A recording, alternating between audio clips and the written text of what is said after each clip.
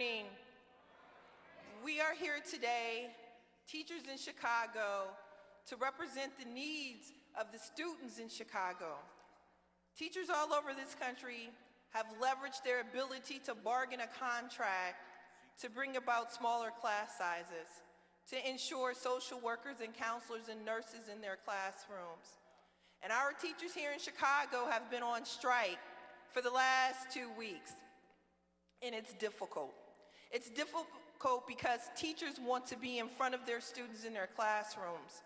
But make no mistake, the teachers here in Chicago, as the teachers in West Virginia, as the teachers in Kentucky, as the teachers in North Carolina, as the teachers in Denver, as the teachers in Arizona, as the teachers in LA, as the teachers in Oakland, as the teachers in Sacramento.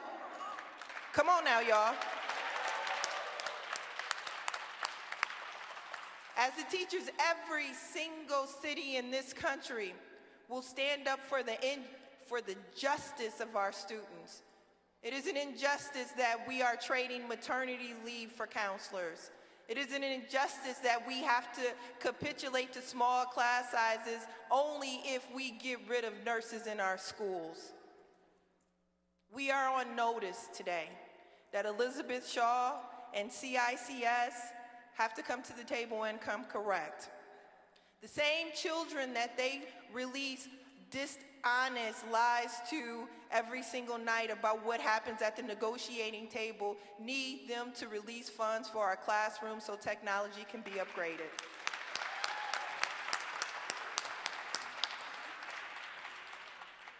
This fight is a just fight. This fight is one of integrity, and we will fight until we get justice in our classrooms.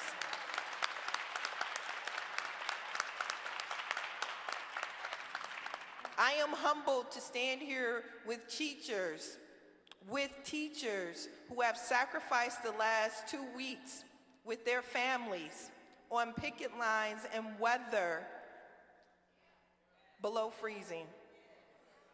With teachers who have sat in corporate offices demanding that the corporate titans who are controlling the pocketbooks of the CICS release money to our classrooms. I am humbled to be here with teachers who have raised their voices and organized with one another to make sure that our school communities have what they need. Paraprofessionals who want maternity leave, paraprofessionals who want job descriptions and salary schedules so they can pay their rent and mortgages on time every month. In a state where minimum wage was just passed, we are still fighting for the very minimum standards in our school communities, and that's a shame.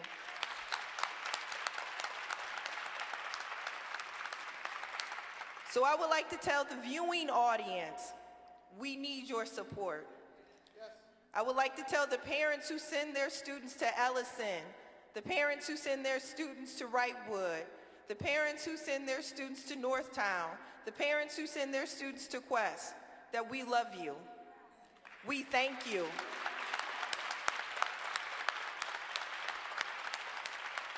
And that we want a resolution to this, that we want parents to have voice.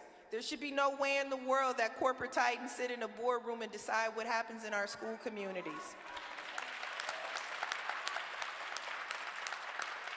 If parents had a voice, this strike would not be happening. If teachers had a voice, if paraprofessionals had a voice, if counselors had a voice, if social workers had a voice, if nurses had a voice in this, we would not be on strike. Now I want to bring up some of the teachers who have been leading this fight, who have been on the picket line every morning. Jen Conant.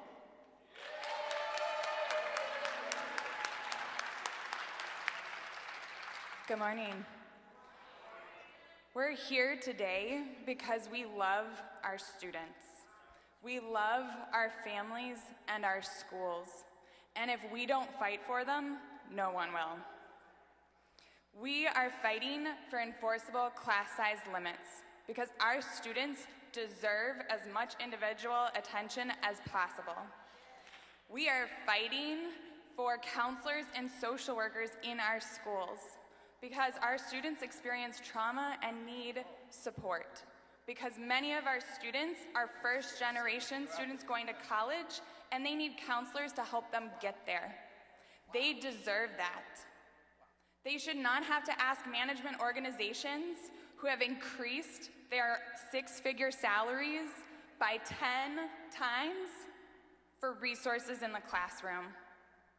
We will continue to stand up and fight for our students and our staff who should be able to provide not only for their students in the classroom, but for their own families.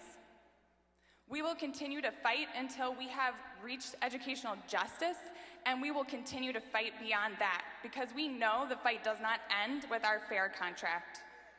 This is a fight across the city and across the country, and teachers and paraprofessionals and counselors and social workers will continue to stand up for what's right, because we love our students and our schools. Thank you.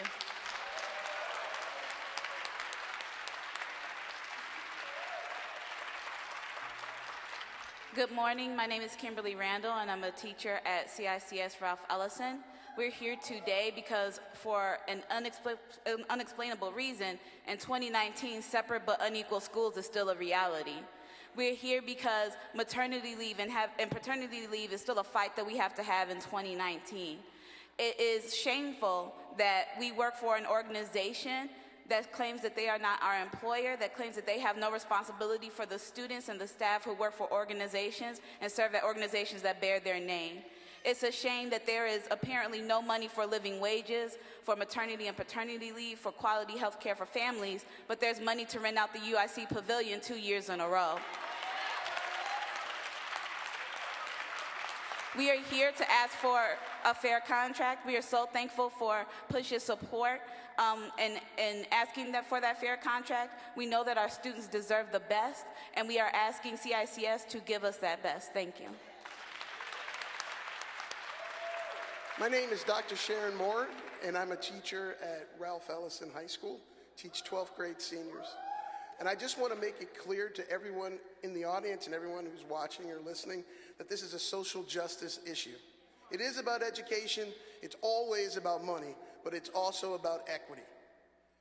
Black and brown children that go to the forest schools and immigrants that go to our forest schools aren't a percentage of anything. We aren't 93% of CPS.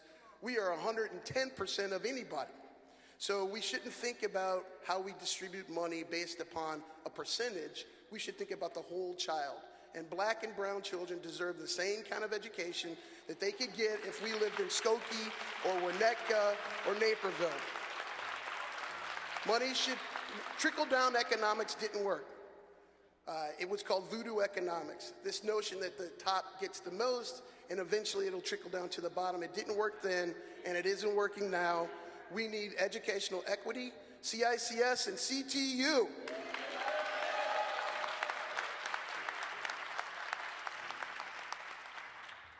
So we ask you to stand with us. Stand with teachers all over this country and this city. We appreciate the love and support that we've gotten from the city of Chicago, the parents, the families we serve.